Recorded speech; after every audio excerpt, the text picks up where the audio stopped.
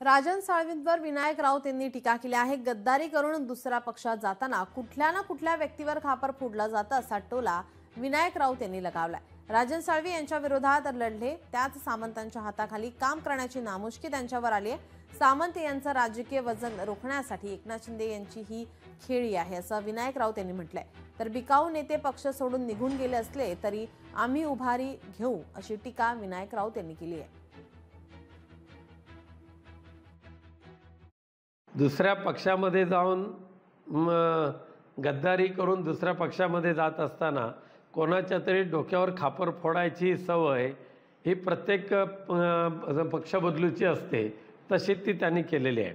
आता राजन साळवी यांच्याबद्दलच बोलायचं झालं तर मागच्या ह्या कालच्या विधानसभेच्या निवडणुकीमध्ये त्यांच्या विरोधी उमेदवारांनी त्यांच्यावर जे आरोप केलेले आहेत त्यांनी धडधडीत सांगितलेलं आहे की राजन साळवींकडे गद्दारीची 13 सर्टिफिकेट आहेत। 13 सर्टिफिकेट।